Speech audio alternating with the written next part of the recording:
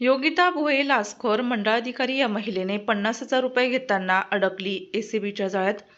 जमिनीचा ताबा घेण्यासाठी आणि न्यायालयीन आदेशाची अंमलबजावणी करण्यासाठी मंडळ अधिकारी योगिता आनंद भोये वय वर्ष 38 या महिलेला दिनांक 5 मे 2026 रोजी 50,000 रुपयांची लाच स्वीकारणाऱ्या महिला मंडळ अधिकाऱ्याला लाचलुचपत प्रतिबंधक विभागाने रंगेहात पकडले असून चांदवड तालुक्यात या कारवाईमुळे महसूल विभागात मोठी खळबळ उडाली आहे।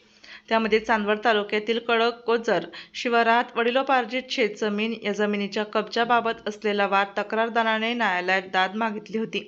न्यायालयाने तक्रारदाराच्या बाजूने निकाल देऊन महसूल विभागाला जमिनीचा ताबा देण्याचे आदेश दिले होते।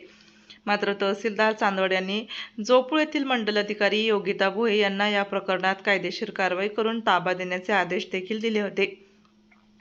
तसेच न्यायालयाच्या आदेशानुसार जमिनीचा रेकॉर्ड मिळवून देण्याच्या मोबदल्यात भोये यांनी स्वतःसाठी आणि खडकओझर 4 तलाट्यासाठी मिळून एकूण 60,000 रुपयांच्या लाचेची मागणी केली होती, परंतु तडजोडीच्या अंती 50,000 रुपये देण्याचे ठरले।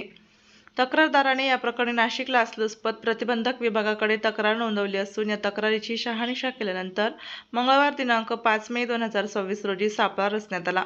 त्यामध्ये 50,000 रुपये लाच स्वीकारताना मंडळ अधिकारी योगिता भोये यांना एसीबीच्या पथकाने रंगेहात पकडले। या प्रकरणी वडनेर भैरव पोलीस ठाण्यात गुन्हा दाखल करण्यात आला आहे।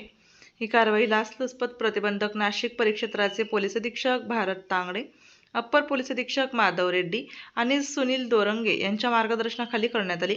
या पथकाचे नेतृत्व पोलीस निरीक्षक नेहा सूर्यवंशी यांनी केले असून पथकात विनोद चौधरी, अनिल गांगुर्डे, प्रमोद चव्हाण यांनी ही कामगिरी केली।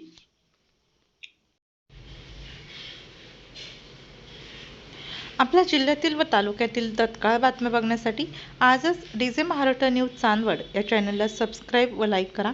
तसेच प्रत्येक ठिकाणी अनुभवी प्रतिनिधी नेमणे आहे, तरी संपर्क साधा 98 22 49 99 40 89 83 1504 60।